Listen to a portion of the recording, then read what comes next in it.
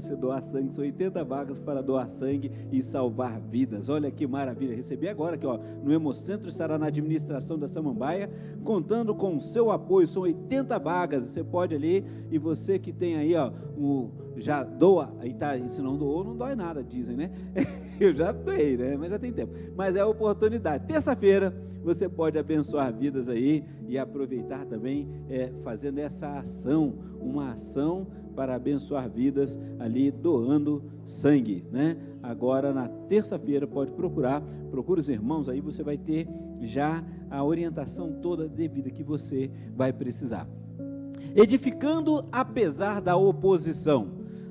Aprendemos na semana passada com o pastor Jefferson, estamos no ano da edificação, não falando só de edificação do templo, o novo templo, né, que nós estamos vivenciando esse tempo aí, e também na questão da edificação de vidas, ali uma série de mensagens no livro de Neemias, e nós vimos na semana passada sobre os muros destruídos, né, e ali quando o pastor Jefferson trouxe para nós, obrigado meu irmão, ele trouxe para nós alguns ensinamentos, né, que aconteceram, que estava acontecendo ali com o povo em Jerusalém. Lembramos que o muro estava destruído, portões queimados, né, a proteção ali não tinha praticamente ali, e aquele povo estava envergonhado, vivendo um tempo de vergonha, né, daquilo que aquele povo que servia ao Senhor agora vivendo um momento de sofrimento e vulnerabilidade. No entanto, nós aprendemos também, quando o pastor trouxe algum significado de uns sentimentos, a animação, nós vimos empolgação, animação e entusiasmo, e foi justamente isso que Neemias despertou dentro do coração do seu povo. Vimos que entusiasmo é algo que brota dentro de você, é Deus estando dentro de você, e você levando você a fazer algo. E nós vimos que Neemias, quando tem a notícia do que estava acontecendo, ele ora. Aprendemos que ele orou por volta de uns 4 a 5 meses, Deus foi abrindo as portas, e vimos que ele pede cartas, ele pede material, e vai ali para edificar ali em Jerusalém, os muros em Jerusalém.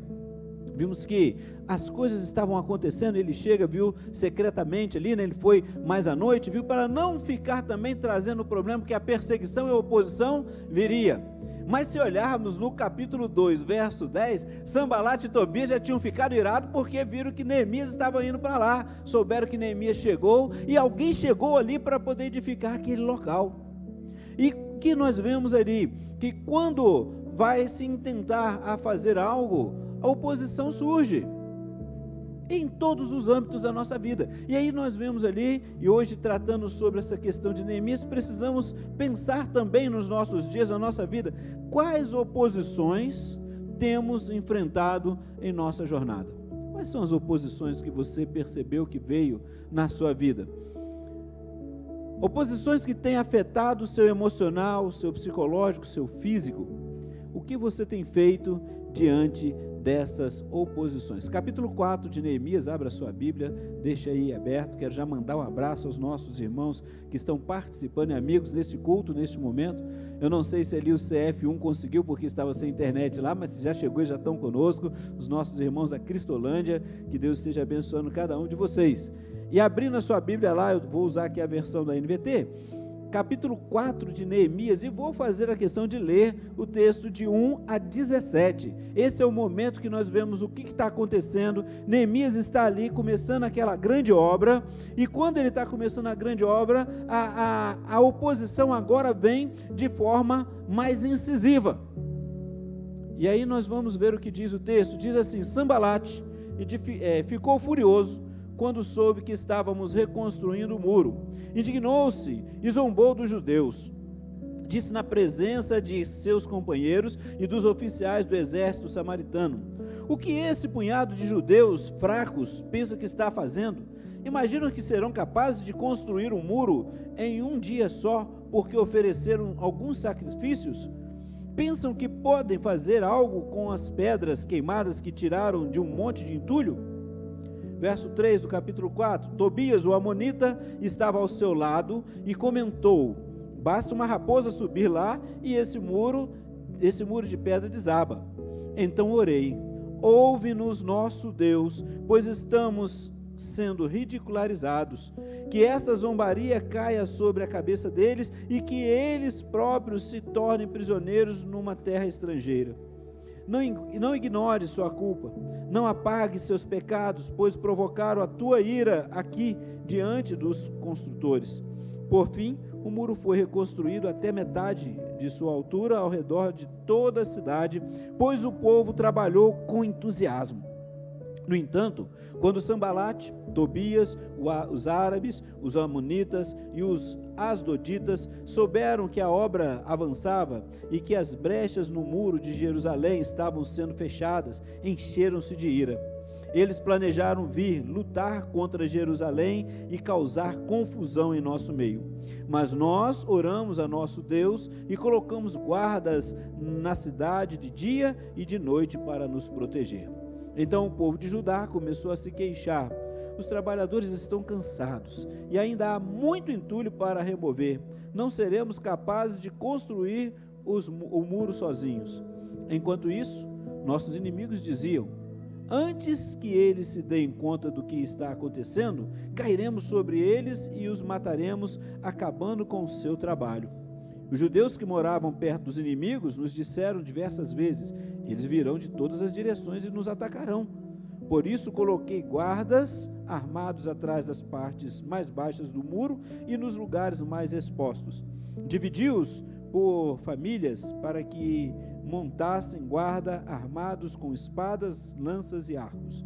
Examinei a situação, reuni os nobres, os oficiais e o restante do povo e lhes disse: não tenham medo do inimigo, lembrem-se do Senhor, que é grande e temível, e lutem por seus irmãos, seus filhos, suas filhas, suas esposas e seus lares.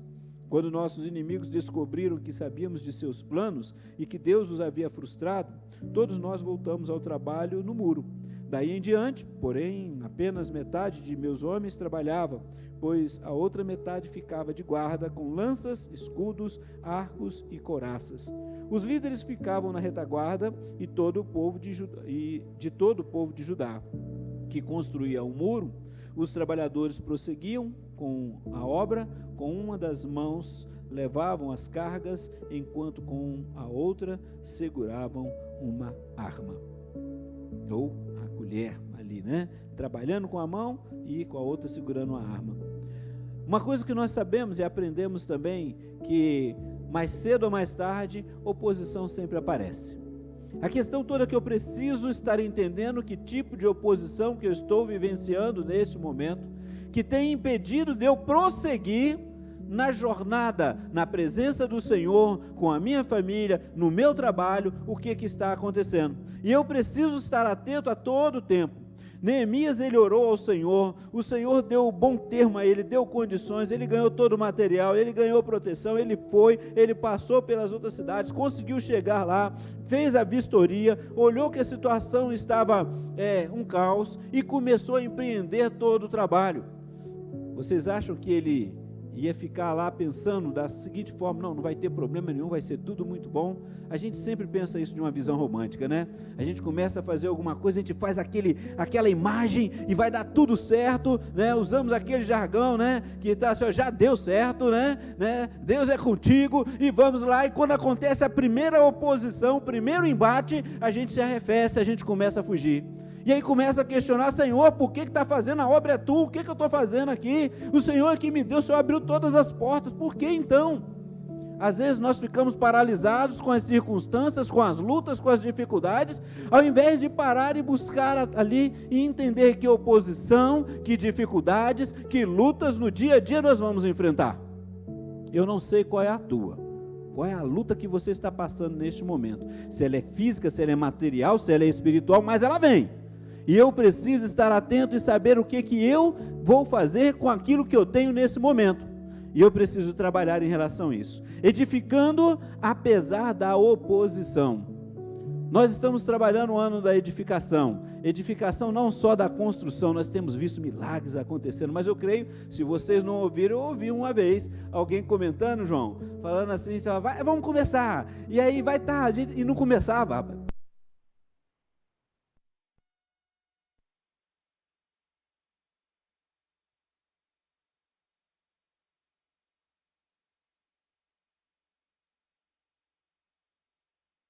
E a oposição aí, ó. E aí a oposição chegando, vai começar, João? Aí aconteceu assim, mas não começou? Eu falei, não, meus irmãos. E aí eu conversando com a pessoa, falei, não, pessoa empolgado, e vão lá começar. Eu falei, não, nós levamos, acho que foi um ano praticamente, resolvendo questões, né, documentações, tudo para poder começar. Estávamos empolgados, não vai ser agora, e pensávamos, esperávamos, esse ano, no ano passado, vamos passar o Natal, a virada de ano lá, e não deu, né? Não deu por quê? Porque nós temos um processo e devemos seguir esse processo. E os irmãos trabalhando, os seus irmãos não, quantos souberam aqui, né? E alguns viram, os irmãos trabalhando daqui, pastor correndo para lá, o João mais ali, e vários irmãos nessa obra ali, e até começar. E começamos. Graças a Deus. A gente poderia dizer que isso seria uma oposição de certo momento, sim, porque com certeza alguns olhavam e falavam assim, mas a obra do lado ali começou, a nossa que não começa? E aí desanima, né? Mas fora essa construção física, nós temos a construção de vidas, é onde nós estamos trabalhando também. E aí nos primeiros versículos de 1 a 3, o que nós encontramos ali, é que a oposição, ela se apresenta como um ato de desrespeito à dignidade alheia, nesse contexto ali de Sambalate, né, quando Neemias está ali no verso 1 a 3, diz, Sambalate ficou furioso quando soube que estávamos reconstruindo o muro, indignou-se e zombou dos judeus, disse na presença de seus companheiros e dos oficiais do exército samaritano, o que esse punhado de judeus fracos pensa que está fazendo? Imagino que serão capazes de construir o muro em um dia só porque ofereceram alguns sacrifícios? Pensam que podem fazer algo com as pedras queimadas que tiraram de um monte de entulho? Tobias, o amonita, estava ao seu lado e comentou, basta uma raposa subir lá e esse muro de pedra desaba. O que seria essa oposição como ato de desrespeito naquele contexto, né? E aí devemos pensar que será que no nosso contexto temos vivenciado às vezes ou também sido opositores dessa forma sem perceber? Vamos lá. Quando olhamos algumas traduções, eu fui olhando, eu usei aqui, li com os irmãos, a NVT no verso 1, no finalzinho diz assim que, quando estávamos reconstruindo o muro, Sambalate indignou-se e zombou dos judeus. Na Bíblia Shed, você vai encontrar que ardeu em ira e se indignou. Em outra versão, vai dizer que ficou furioso. A gente pensando desse jeito assim, o que é ficar indignado? Porque para a gente, no nosso contexto, é algo talvez meio amenizado, porque além dele ficar indignado, ficou irado, ele zombou. E para nós o zombar é aquela brincadeira, né? Mexer com o outro, né? Num jargão lá, tirar o sarro na vida do outro ali, mexer ali. Mas quando a gente vai aqui no hebraico antigo, né? Quando a gente começa a perceber que os sentimentos que vieram quando foi feito ali, quando Sambalate mexe, quando ele vai falar dos judeus, né? E vai acrescendo gradativamente, eles vão para a zombaria, e aí, antes disso tudo acontecer, ele arde em ira, em raiva, ele fica indignado. Mas o que seria isso no hebraico? No hebraico, no capítulo 1, no antigo, vai descrever um estado de fúria incontrolável e ardente, como um fogo que consome a paciência e prepara o indivíduo para um ataque ou oposição severa. E de forma progressiva vai crescendo. Sambalate, quando ele viu que ia acontecer a reconstrução, ele não ficou só irado, com raiva, e pronto, isso aconteceu, não. Minha falecida mãe falava assim, chegou a soltar fogo pelas ventas. É aquela pessoa que fica irada e fala, não, de jeito nenhum, isso não vai acontecer, e vai ficando, o sangue vem aqui à face, e ele vai preparar para o ataque. Isso é a zombaria que ele começa a fazer. Tanto é que eles atingem os judeus, ou seja, eles vão de uma forma desrespeitosa, uma forma de trazer indignação na vida daqueles judeus. Tanto é que vai atingir até a adoração deles. Vocês acham que só porque eles fizeram ali um sacrifíciozinho vão conseguir colocar esse muro de pé? Lá no grego vai falar que é igual o nosso no português. Seria escarnecer, seria uma forma de zombaria, de brincadeira, mas também reduzir ao outro no desrespeito físico. No hebraico, era o ato de escarnecer, ele é traduzido ainda por justamente disso. Diferente do grego, ele foca na ideia de brincar com o outro, e utiliza imagens físicas para descrever o escarnecimento como uma forma de desumanização ou rejeição total da dignidade alheia.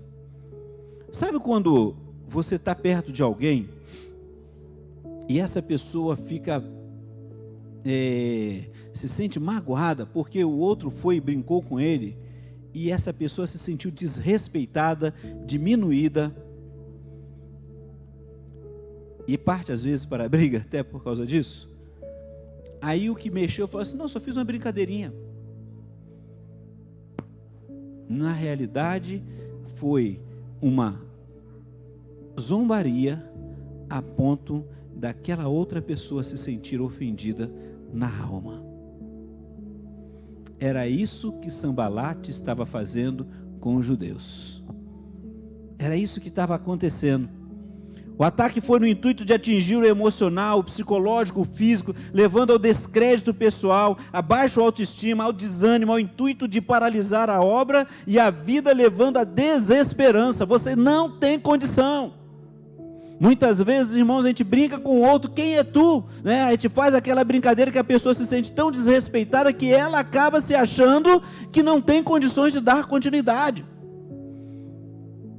Essa é uma oposição, e eu preciso estar atento. E quando a gente chega, vai conversar com uma pessoa, fala, você já falou para o outro o quanto isso magoou você?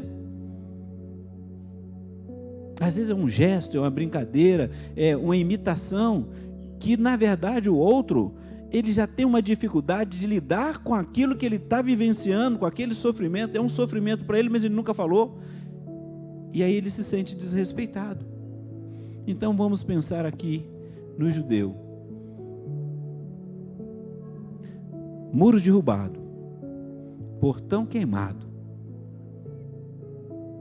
não viam condições de mudança, estavam ali passando por vergonha, e o outro vai falar assim, só porque você fez um sacrifício aí vai conseguir arrumar? Vai, você está levantando, isso não vai dar em nada. Imagina a humilhação. E foi esse o intuito. Quantas vezes passamos por isso na nossa vida? O que você fez quando fizeram isso na sua história? Porque a dificuldade não é o que o outro fez comigo, mas é o que eu faço com aquilo que fizeram comigo. E Neemias estava vendo aquilo acontecer. E Neemias estava vivenciando aquele momento. Quantas vezes você ouviu zombaria quando quis empreender algo, construir uma nova história, resgatar um relacionamento conjugal, familiar, profissional ou até mesmo na igreja?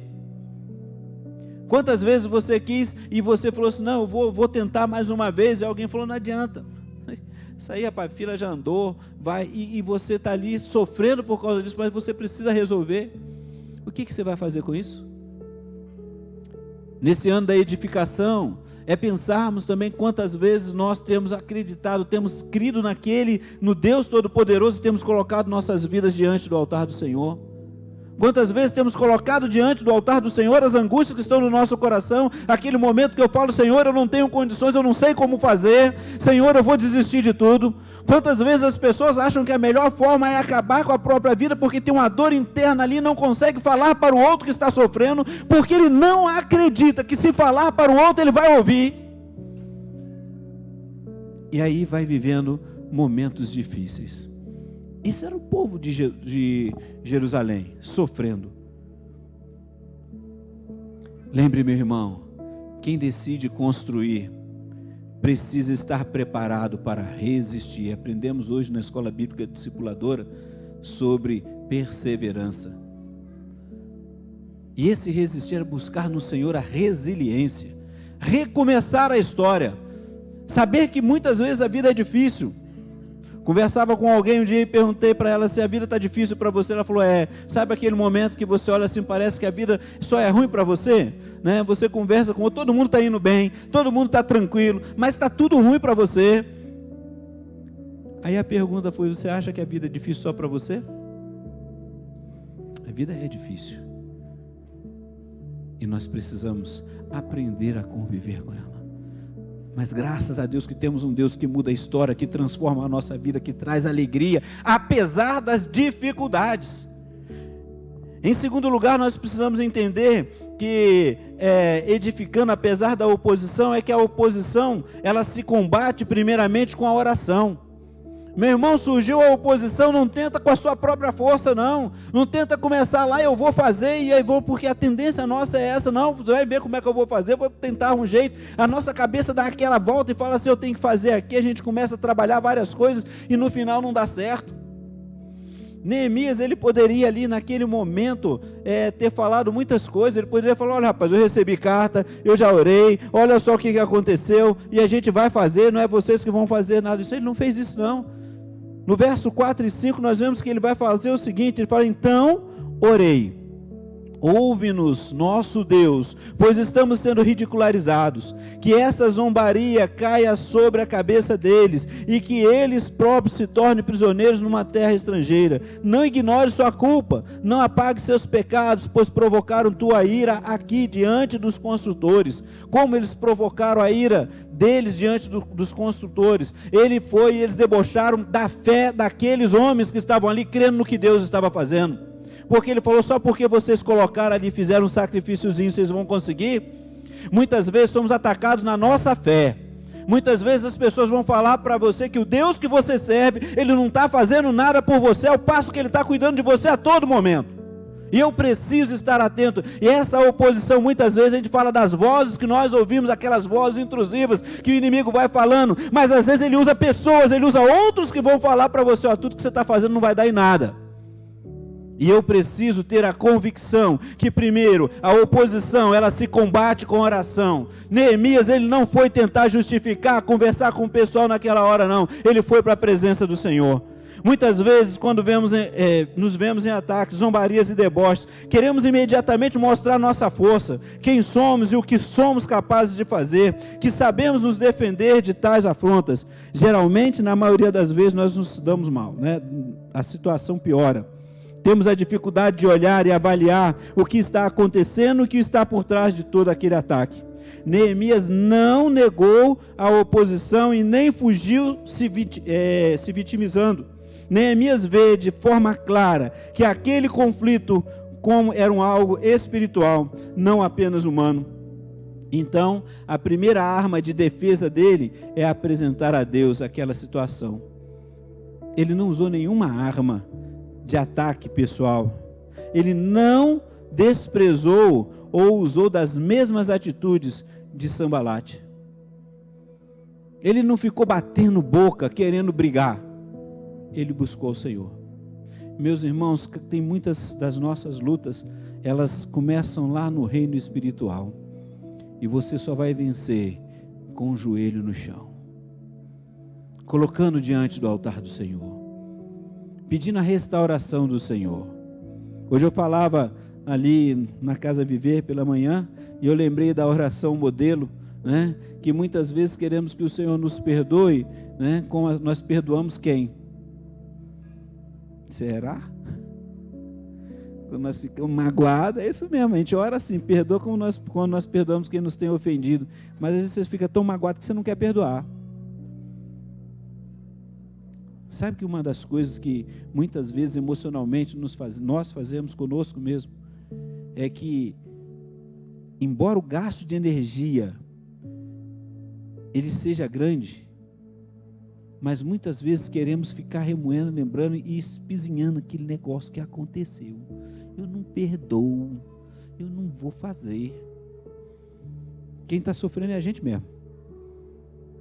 Aí quando você fala assim, se tirar isso, tem pessoas que se tirar esse momento, ele não tem mais vida, porque ele colocou a vida dele tudo nisso daí. Porque meu pai fez isso comigo, minha mãe fez aquilo comigo, e aí por causa disso que eu sou assim. Se tira isso aí, você já perdoou? Aí o que eu vou fazer com isso? E um dia alguém falou isso para mim, falou, mas se eu não tiver isso, o que eu vou fazer? Eu falei, legal, agora você vai começar a sua vida. Não sei como, mas tu vai fazer.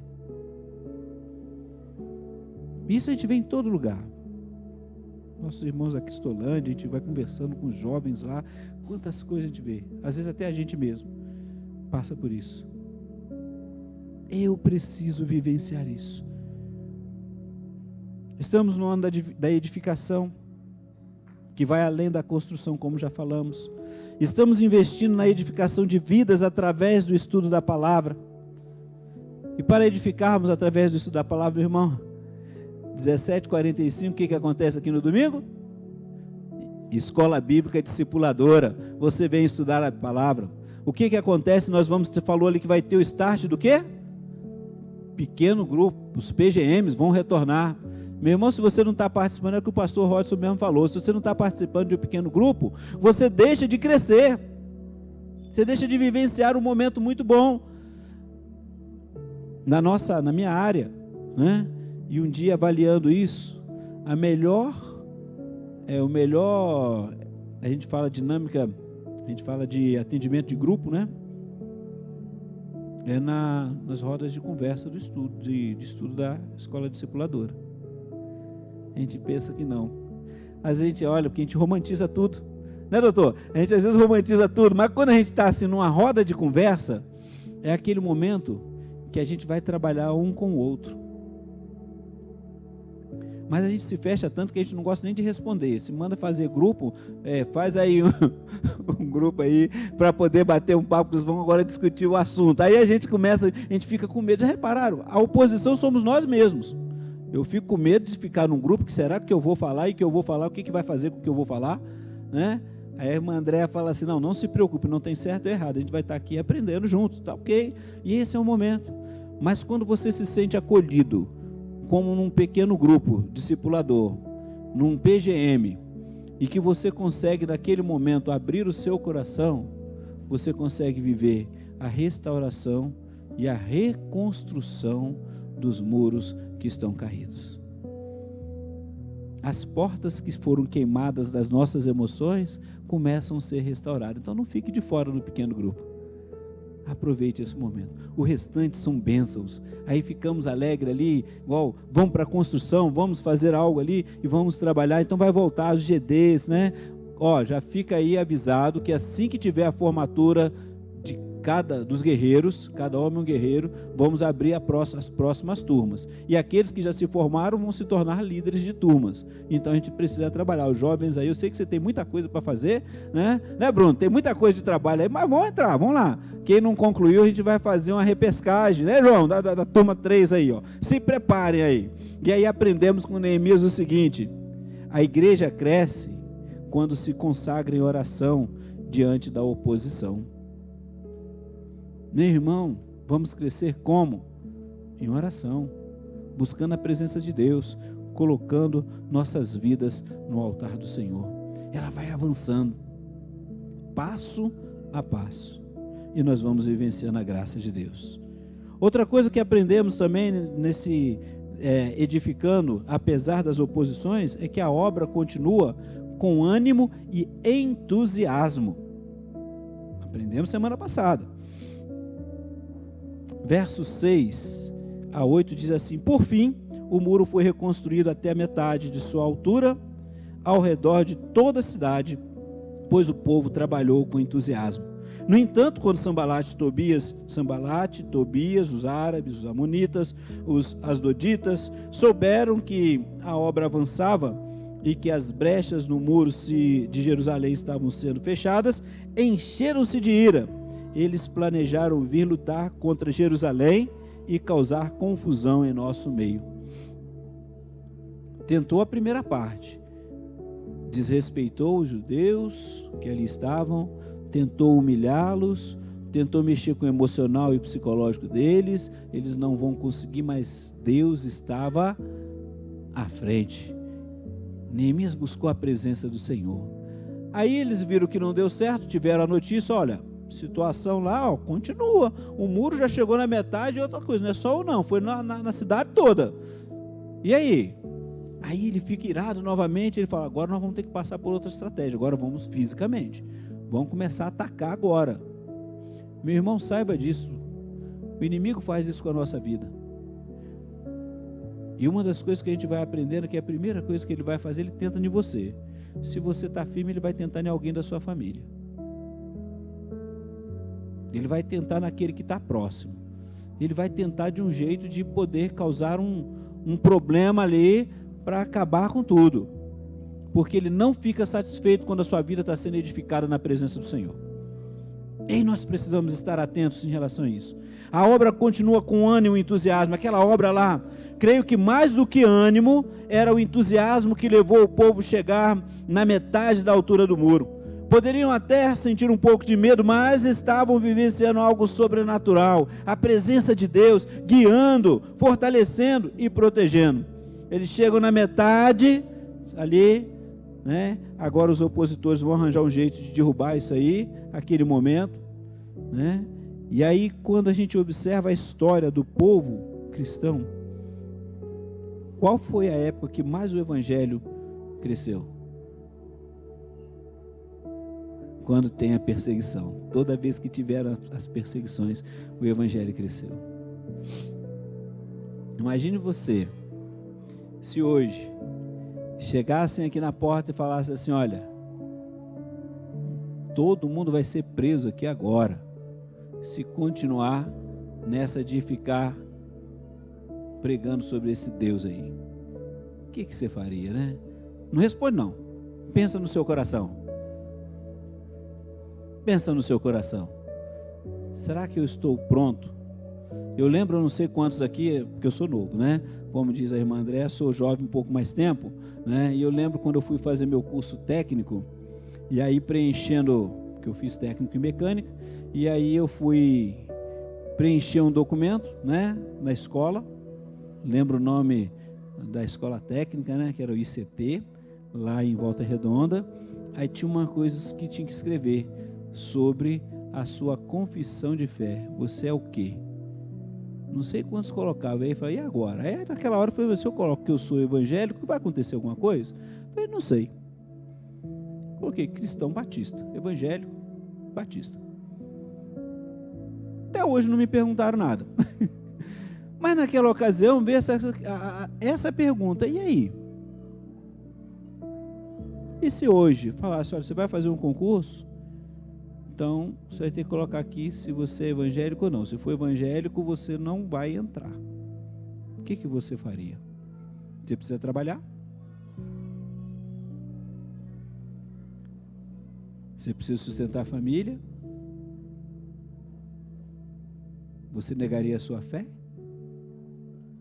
Às vezes vem como oposição, e eu tenho que pensar justamente, porque é muito fácil quando eu estou num lugar controlado, quando está tudo muito bem, que eu falo, sou cristão, aleluia, glória a Deus, vamos sair, vamos falar, e na hora que começar a perseguição, a oposição chegar dessa forma. São coisas que a gente precisa estar atento, estamos sujeitos, pode acontecer de hoje para amanhã, eu não sei, mas a obra deve continuar. Nós estamos sonhando com a obra ali. Como é que você tem vislumbrado a obra ali na 602? Para que aquele local? Você está pronto para estar ali? Fazer aquela obra? Aí já vai ser diferente quando tiver tudo lindo, aquele templo ali, você vai parar e entrar pela porta da frente, na avenida, todo mundo passando ali, né? Como é que eu vou fazer?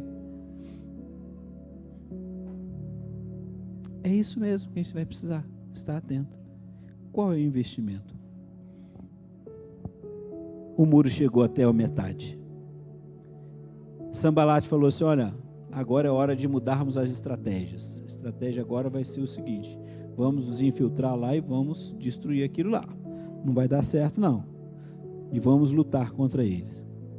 Mais uma vez, nós vamos observar que a oposição ela não para a igreja. E aí eu preciso estar atento para poder vivenciar o cuidado do Senhor. A obra ela continua com entusiasmo. E esse entusiasmo, como disse o pastor Jefferson, Deus aqui dentro da gente vibrando, falando, vai, pode continuar, vai lá e convida, né? Aproveita esse momento, olha, vai chegar o nosso tempo do pequeno grupo, o irmão Everton já perguntou, pastor, como é quando que a gente começa, né? Vamos começar, vamos lá, estamos correndo para todo lado, cadê o pequeno grupo? Quem que você já chamou para o seu pequeno grupo? Vamos lá, vamos participar, vai começar daqui a alguns dias. Aí sabe o que acontece? Gente, tem tanta coisa durante a semana, tem tanto trabalho, que eu estou cansado, e aí, isso é uma palavra de desânimo, não é? Aí você chega para o irmão e fala, irmão, também estou cansado. Só que tem um detalhe, vamos orar? Vamos estar junto? Vamos segurar nas cordas e vamos aproveitar esse tempo? É isso aí. Você está cansado? Eu também estou. A luta é grande, nós vamos ver que eles ficaram também. Mas, às vezes nós não percebemos. Mas quando o desânimo vai batendo dentro do coração da gente e a gente fala para o outro, mas a gente fala para o outro, não que eu estou desanimado, mas que ele me dê razão daquilo que eu estou falando, na verdade eu estou semeando no coração dele o desânimo. E aí o meu irmão fala, não, meu irmão, vamos pegar firme, né? Tem um monte de camisa para a gente comprar aí, ó. Vamos lá, vamos pegar. Por quê? Qual o objetivo? Não, porque os meninos precisam estar lá. Aí de repente você pode chegar e falar assim, ô pastor Rod, eu posso estar lá também? Ou então se você não pode estar, porque de repente tem trabalho para você lá, eu sei que eu perdi o outro, né? Eu não fui, teve um trabalho grande lá, que eu queria fazer. Mas aí você pode falar o seguinte, olha, pastor Rod, eu posso ajudar pelo menos 50% alguém que possa ir, um jovem que possa ir? O senhor não tem gente aí que precisa? Olha só, e muito. Então é uma forma também de estar junto, porque a obra ela continua com entusiasmo. O entusiasmo que está no teu coração, você precisa fazer e falar, passar para o outro. Meu irmão, como foi bom um dia, quando eu meio perdido na igreja, na minha juventude, meio junior para a juventude, lá meio perdido dentro da igreja lá, que um senhor chegou lá e ficou me olhando de longe, e eu não tinha condição, eu tinha cantina, pastor Rodson. E aí eu saía logo, escondia para o outro lado, e aquele homem olhou lá, e olhou bem para mim, e depois falou, Guinaldo, vem cá. Eu falei, menino, vem cá. Eu falei, oi. Come um lanche aí. Eu falei, não, senhor, não tem dinheiro não. Eu vou pagar, pode comer. E eu não percebi que aquele homem estava me olhando o tempo todo. E um dia aquele homem falou assim, o que você está fazendo aí perdido na escola aí? Não tinha classe igual a Lidiane está ali, né? Tem as classes aqui. E um dia ele me chama para uma classe de adultos. Pastor Rodson, pensa lá, eu ir lá para uma classe que tinha pessoas que têm a minha idade agora, né? Ou mais um pouquinho. Só eu de junior lá. Aí naquela época tinha um negócio de um relatório, o senhor lembra, né? A gente fazia um relatório que era para fazer o levantamento, e eles não podiam descer. Eu só não vou falar que a classe era de catecúmenos, pastor Antônio, que era a classe de doutrina, né? E aí, o que aquele homem fez na minha vida? Aquele homem pediu, falou assim, olha, você vai preencher os relatórios, vai entregar lá para a secretária e volta aqui para a gente começar a aula. E a aula não começa enquanto você não estiver aqui. Então eu fazia rápido, entregava, voltava para a aula, aí começava a aula. E um dia eu cheguei na igreja e falei assim, fui lá para pregar, depois de um bom tempo, e eu falei, quero agradecer. Hoje ele já é falecido, está na glória com o Senhor. Mas naquela época eu quero agradecer, irmão Geraldo de Souza. Por culpa do Senhor, hoje eu sou pastor. Porque o Senhor olhou para mim lá e cuidou de mim. Enquanto todos os jovens estavam nas outras classes, eu estava na classe de adultos. Porque Ele estava ali. Percebe? Às vezes a oposição, ela está dentro da gente. Da nossa condição de, eu não sou capaz, ninguém vai olhar para mim, eu não tenho o que fazer. E aí você vai vivendo isso e olha o outro, aí o outro dá uma brincadeira com o outro, às vezes que é natural, às vezes ele vai e conversa com o outro e não conversou com você, não. Aí você acha que é oposição, não. Deixa Deus trabalhar no seu coração e tenha o entusiasmo de fazer a obra do Senhor. Caminhando um pouco mais à frente, vamos observar que a oposição também ela é combatida com vigilância espiritual, unidade e cada um com a sua espada e com a sua Bíblia na mão, ou com a ferramenta e a espada, que era isso que eles faziam. Neemias, ele nos dá alguns aprendizados aqui. A primeira dela, o verso 4 e 9, nós vemos a oração de Neemias. Então nós percebemos que a oração, ela é combustível principal na vida de cada um de nós. Quantas vezes você ora? Eu lembro que no meu período de juventude, que estava afastado, estava meio afastado da igreja, que eu faltei um domingo, faltei 2, faltei 3, fiquei com vergonha de voltar ao quarto. Aí não queria ir mais não. Aí eu falei assim, não tá jeito assim não. Aí minha mãe fez o seguinte, que não, cadê teu Deus? Eita, doeu. Aí eu fui conversar com o pastor. O pastor falou, você está orando? Eu falei, não. Orar eu oro, 3 vezes ao dia, na hora do almoço, café da janta. Muito obrigado, Senhor, pelo alimento, no nome de Jesus, amém. Você está lendo a Bíblia? Eu falei, não, Senhor. E aí ele fez a comparação da lenha na fogueira e eu estava esfriando. E aí uma das coisas que eu preciso estar atento, o que é a oração para você? A oração é aquele momento que você vai colocar diante do altar do Senhor aquilo que está dentro do teu coração. Se o irmão não falou com você, não te viu, fala, Senhor, eu senti uma dor tremenda porque o irmão não me viu, mas me ajuda a amá-lo. Trabalha o meu coração. O dele, o senhor já deve estar trabalhando, mas trabalha o meu. O que Neemias foi falar foi isso, Senhor, olha para eles, olha o que eles estão fazendo conosco. Eles estão zombando, mas causando uma ira a ti, porque a minha fé está sendo zombada ali na frente deles. Muda isso, Senhor. Cuida deles. E depois ele ora novamente, falando para o Senhor, vem cá, olha só, o Senhor está vendo, renova minhas forças aqui. Ele vai falar, nós oramos ao nosso Deus e colocamos guardas da cidade, agora é o momento da estratégia. Quando a oposição aumentou, Neemias orou ao Senhor, ele orou ao nosso Deus e pôs guarda. Vontade é fortalecida, a vontade é fortalecida quando você entrega a pressão a Deus, essa pressão que você está passando, mas também se coloca na vigilância. Esse é um dos detalhes que a gente precisa, às vezes a gente começa, a gente pede a Deus e nem... Eu gostei quando o pastor colocou um dia que ele falou assim, não me peça para orar por aquilo que você não está orando. Se nem você está orando, para que você vai pedir para o outro orar? Né? Então a gente precisa estar atento, é colocar em ação, Senhor, olha só, eu estou passando por essas angústias, estou passando por essa dificuldade, estou passando por problema dentro da minha casa, eu preciso, Senhor, do teu cuidado santo, cuida do meu coração. Sabe por quê? Que se você não fizer isso, vai vir aquela vozinha assim, e o teu Deus, o que ele está fazendo por você? As nossas emoções fazem isso conosco. E aí precisamos estar atentos. Neemias também vai trabalhar, sabe o quê? Ele vai gerir naquele momento a exaustão, né? O texto menciona que a força dos carregadores se esgotava e havia muito entulho. O cansaço físico é o maior inimigo da vontade mental.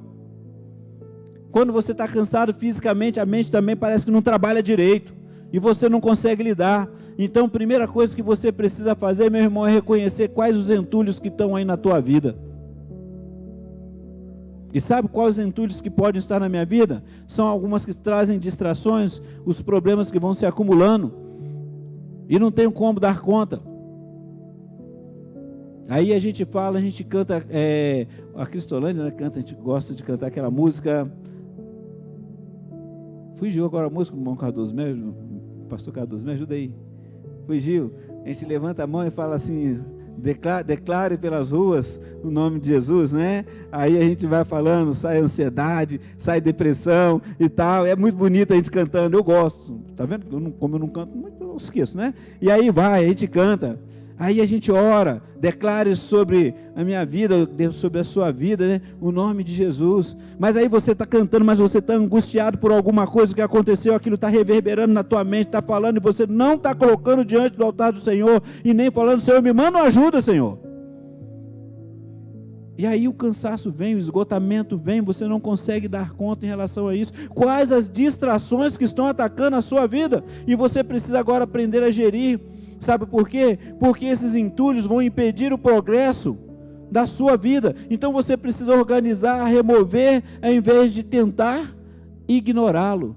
Neemias não ignorou que estava tendo entulho. Aqueles homens lá, e o entulho ali era da construção, realmente tinha muito pó, o povo já estava exaurido, já estava cansado. E aí Neemias, ele não vai ignorar isso, ele ora ao Senhor, ele clama ao Senhor, ele diz ao Senhor, mas agora ele vai fazer alguma coisa. Às vezes, irmãos, nós jogamos para Deus e depois culpamos a Deus porque nós não tomamos a decisão. Como que você está gerindo as suas emoções? Qual é a gestão das suas emoções? O que você tem feito? E Neemias então vai orar e vai dizer ao Senhor. E aí quando ele está fazendo, o Senhor está trabalhando, porque eles falaram que iam atacar, mas só que os judeus ali que estavam próximos lá, dos inimigos, falaram, olha, eles vão atacar de todos os lados, se prepare. Se fosse eu, meu irmão, talvez eu ia ficar morrendo de medo, ia me esconder. Neemias, ele ora e fala assim, opa, vamos avaliar os pontos vulneráveis, o que está acontecendo e como nós vamos fazer. E aí ele vai olhar lá, junto com o que ele acaba de ouvir, ele vê do povo agora que fala assim, olha, o povo está cansado. Está difícil. A gente não está aguentando. A mente não está funcionando. Ele orou ao Senhor e agora ele não nega que tem a dificuldade, que tem os entulhos, que tem as coisas que podem tirar o ânimo, mas ele vai combater o medo com a memória. Olha o que ele faz no verso 14. Examinei a situação, reuni os nobres, os oficiais e o restante do povo e lhes disse, não tenham medo do inimigo, lembrem-se do Senhor, que é grande e temível, e lutem por seus irmãos, seus filhos, suas filhas, suas esposas e seus lares. Eles já estavam construindo de frente da sua casa, ele estaria vulnerável, e aí ele fala, Senhor, eu não estou aguentando, eu não vou aguentar mais, e ele fala, meu irmão, começa lembrando quem é Deus na sua vida, o que Deus fez na sua história. E o povo lembrava muito bem disso, que vamos lembrar que é a transmissão oral, né? Então eles falavam, lembra que nós acabamos de ler ali no Deuteronômio? E ele ia falar justamente, o povo já vinha ensinando, antes mesmo da saída lá do Egito, quando eles vêm falando, olha, quando você estiver com seus filhos, você vai ensinar a eles no caminho. Imagine agora eles festejando todas as festas que tinha. Pai, por que o senhor está fazendo isso aí? Porque o nosso Deus, quando estávamos escravos, ele nos libertou. É mesmo, ele nos libertou. Nós fomos para o Egito, nós saímos para o deserto, e lá no deserto a gente estava caminhando, sabe o que acontecia? Tinha assim, uma coluna de nuvem em cima da gente, aquele sol quente lá, mas a gente tinha uma coluna de nuvem que nos protegia. À noite tinha uma coluna de fogo, a gente não parava de andar. Olha, nem a nossa sandália se gastou. Olha quem é esse Deus. Naquele momento eles estão abatidos agora, já em Jerusalém, tudo acontecendo, eles não estavam lembrando. Aí Neemias falou, lembra desse Deus temível que você tem. Vocês estão lembrando das histórias? Vocês lembram quem que é esse Deus? Lembra o que ele fez com vocês? Lembra dos livramentos que ele fez? Lembra como é que ele levantou? Lembra como é que ele fez ali, né? O que é restaurando vidas? É esse Deus, por esse Deus que nós estamos aqui, por isso que nós estamos construindo. Agora vocês têm que fazer o seguinte, tá vendo? Você tem filha, você tem esposa, você vai lutar pelo teu filho. Você vai lutar não é só pela nação, não, você vai lutar agora pela proteção dos teus filhos. Meu irmão, fala para um pai, para uma mãe principalmente, abandonar o filho aí, ela vai lutar por ele. Aí ele traz a memória, olha só que coisa maravilhosa, eu estou cansado, mas eu vou estar. Eu lembrei no primeiro culto aqui do Desafiando Gigantes, do menino lá que estava a vista vendada lá com outro nas costas e conseguiu atravessar aquelas jardas todinha porque ele ouviu aquele líder falando com ele, e era isso que Neemias estava falando, é mais um passo, é mais um dia de cada vez, né? Quando a gente vê a luta ali, é um dia de cada vez, é mais um momento, vamos fazer isso aí, porque Deus é com a gente, meu irmão. Não é só que ela fala assim, Deus é contigo, já deu tudo certo. Não deu, não, tem luta, vamos lá, pega agora, a gente vai fazer. E aí o que ele vai fazendo com eles lá? Olha só, vamos fazer que nós já olhamos tudinho, então vamos fazer o seguinte, metade vai trabalhar, metade vai ficar de vigilância, nós vamos preparar tudo isso daí. Então ele começa a equilibrar o trabalho com a defesa. Quando Neemias vai falar para manter a vontade firme, foque na grandeza do seu propósito e do propósito de Deus, diminuindo visualmente o tamanho do problema. Quando você olha para Deus e quando você olha aquilo que Deus tem colocado nas tuas mãos, você vai perceber que há possibilidade de vencer os problemas, há condições de ir avante, há condições de você ver a restauração. Você só não pode parar. É confiar nesse Deus. E Neemias faz justamente isso. Quem é Deus na tua história? E aí, meu irmão, não tem outra forma de conhecer esse Deus. Nós vimos aqui, às vezes nós ficamos somente num culto gostoso, mas qual é o momento que você tira para ler a tua palavra, a palavra de Deus? Qual é o momento que você tira como um compromisso diário, né? Você tem que ter ali na sua vida, né, o HDL junto. HDL, né? Sabe o que é, né? Ou a gente pode mudar, né? H é hora, o D é dia, L é o local, todos os dias o local de oração, uma hora estipulada. Você tem que colocar isso lá. Senhor, eu estou aqui na tua presença, eu sei que a luta é grande, eu quero que o Senhor abra o meu coração, me ensina a compreender a tua vontade. Que o caráter de Cristo seja gerado na minha vida todos os dias. Amor, gozo, paz, longanimidade, benignidade, bondade, fidelidade, mansidão, domínio próprio. E eu só vou saber isso, que quanto a essas coisas, não há lei, diz ali o apóstolo Paulo, mas é porque eu também estou combatendo as obras da carne que são manifestas, aquela raiva, aquela ira, aquela inveja, e quando eu tomo consciência disso, eu sei que só quem pode mudar isso é Cristo na minha vida. E essas coisas podem vir como oposição. Neemias equilibra o trabalho com a defesa. A vontade se mantém quando há um senso de segurança. Neemias armou o povo. Com uma mão eles trabalhavam e com a outra seguravam a arma. Neemias vira e fala para eles: está difícil, a gente tem uma luta, mas Deus já nos abençoou até agora e vai dar muito mais. Então vamos fazer o seguinte, aquele grupo vai ficar preparado aqui, igual esses meninos já todos armados aqui para cantar, adorar o seu glória a Deus, né? Já estão todo mundo preparado aqui, então eles estão na proteção, e agora você vai catar, meu amigo, pega a sua enxada, pega a sua pá, vai preparando ali, e aí você vai ali colocando o muro aqui, preparando, pondo a lajota, o outro entregando, segurando lá, e a arma na cintura, ele preparado ali, pronto para o ataque. Meu irmão, nós temos que viver assim. Às vezes nós distraímos com o diabo, ele trabalha 25 horas, né? Porque ele faz uma hora extra, né? E a gente descansa, né? A gente deixa de ler a Bíblia, a gente deixa de confiar na presença de Deus, a gente se abate porque vem aquelas dores que mexem com a gente e é natural acontecer, a gente não pede ajuda. Então eu preciso estar atento. Proteja seu projeto enquanto trabalha nele. Tenha estratégias de defesa para a sua mente e seu tempo para que a obra não seja interrompida por ataques inesperados. Quais os sonhos que você colocou diante do Senhor? E como o Senhor, você tem visto o cuidado do Senhor? Neemias estava construindo um muro. Neemias estava vivendo o sobrenatural de Deus, que começou lá no momento que ele começa a orar enquanto era copeiro do rei. Ele sabia que o tempo dele ia acabar ali, que ele tinha que voltar e se apresentar. Ele também conhecia que o povo estava cansado. Ele viu que a luta era grande, mas tinham famílias e a força seria renovada por lutar pelas suas famílias, por cada um. E assim eles continuaram a obra. Eles trabalhavam unidos, vendo a glória do Senhor.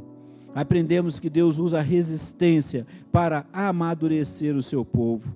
Aprendemos que precisamos de estar entusiasmados e com a vontade viva, vibrante, em ver a obra do Senhor, nosso Deus, avançando. Seu nome sendo exaltado e vidas sendo transformadas pelo sangue de Jesus, que vive e reina eternamente. E às vezes nós não acreditamos naquilo que Deus pode fazer e tem feito. Eu estava conversando hoje com um jovem que tem vivido a restauração. Às vezes nós ficamos querendo saber o que não deu certo. Às vezes nós falamos, eu já ouvi isso, irmão João Flávio, quantas pessoas são recuperadas, né? Mas quantos que recaem? O que importa é que uma alma vale mais que o mundo inteiro. E eu ouvia de um jovem falando justamente isso: olha, eu era um miserável, sou um miserável pecador, eu não merecia nem a esposa que eu tenho, mas ela me amou, aturou 8 anos, e agora eu estou vendo a glória de Deus, vivendo a vida de restauração, vivendo a mudança.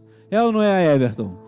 essa mudança, esse cuidado daquilo que Deus faz, né? Tá aí a Luana que está junto firme aí com o maridão ali, trabalhando e vendo isso daí, um ajudando ao outro, vivendo a graça de Deus e o cuidado de Deus. É muros emocionais que são reconstruídos, vidas que são transformadas, aqueles montouros que vai limpando tudo aquilo, não dá para ser o que era antes, mas a vida vai sendo restaurada a cada dia.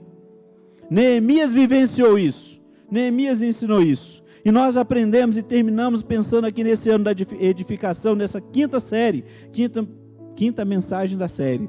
Lembrei, eu emendei, a quinta mensagem da série. Quem decide construir precisa estar preparado para resistir. Segundo, a igreja cresce quando não para por causa da oposição. Vamos ter oposição e vamos avançar. Terceiro, Deus usa a resistência para amadurecer o seu povo. Eu preciso ter a vontade de ver, de buscar a presença do Senhor diariamente. Se eu não tenho, Senhor, aumenta a minha vontade, aumenta a minha fé. E eu quero ver o cuidado do Senhor. É orar por vidas, é ver vidas sendo transformadas, é ver o sobrenatural de Deus na nossa história.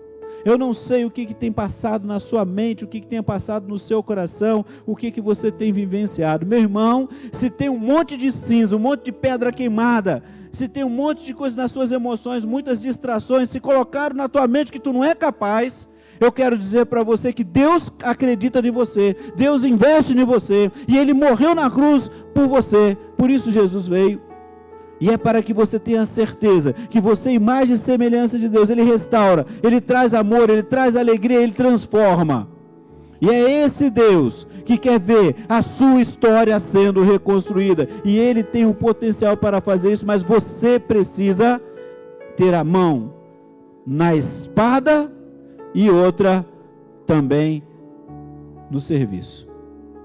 É oração e trabalho. Não tem outra forma. Não tem outro jeito. Como diz, era uma mão na palavra, uma mão na colher e outra na espada, né? Que eles tinham que lutar. É uma mão buscando a presença do Senhor. Leitura diária, busca em oração, consagração. E eu quero perguntar para você, quem aqui que tem visto e tem percebido que seus muros estão destruídos? Já não tem acreditado mais em nada? Já tem tido dificuldade de achar que vai mudar alguma coisa? Mas nesta noite, quer ver essa mudança acontecendo? Eu quero convidar você a colocar a sua vida diante do altar do Senhor, nesse momento. Não vou convidar para você vir aqui à frente, não vou convidar você para poder nem ficar de pé, nem levantar sua mão. Eu vou convidar você a colocar diante do altar do Senhor a sua vida, e falar para Ele: Senhor, eu não tenho acreditado em muitas coisas, eu tenho passado dificuldades, mas eu quero viver uma história nova.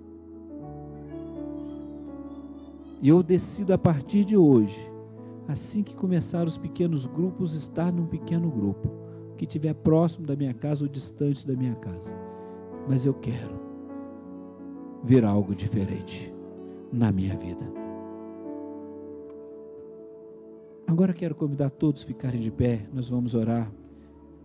O louvor vai estar cantando. O pastor Josimar estará vindo aqui à frente para concluir esse momento. Pai, em nome de Jesus, eu quero te agradecer por esta noite. Quero te agradecer, ó Pai, porque a tua palavra, ela é a verdade. Quero te agradecer porque o Senhor tem deixado registrado na tua palavra, ó Pai, tudo que aconteceu no meio do teu povo, para mostrar a cada um de nós que temos lutas, mas o Senhor está presente para mudar a nossa história. E nesta noite, ó Deus, o Senhor que sonda cada coração aqui, sabe a necessidade de cada um. Se é uma necessidade espiritual, que todas nós somos, emocional, psicológica, financeira, eu não sei, ó Deus, mas o Senhor pode remover todo esse entulho e renovar as forças dos teus filhos. Que possamos vivenciar o cuidado do Senhor, e a cada um dos que estão participando deste culto, ó Deus, através da transmissão. Cuida de cada coração agora, Senhor. traga o renovo e a restauração e uma mudança de vida. Que neste ano da edificação, a tua igreja esteja vibrante, com a vontade de ver, ó Deus, não só a construção completa, porque aquele local ali é um local que muitas vidas vão poder estar vivenciando os milagres, e por isso nós já oramos, ó Deus, por todos esses condomínios ao redor, que o Senhor, ó Deus, esteja falando a cada coração. Cada lar que tem passado por dificuldades emocionais, dificuldades relacionais, traga a restauração, Senhor, em nome de Jesus, e que possamos ser instrumentos na vida dessas pessoas. Um Neemias, um Paulo, um Barnabé, um cristão fiel ao Senhor. Nós pedimos estas bênçãos e agradecemos no nome de Jesus. Amém.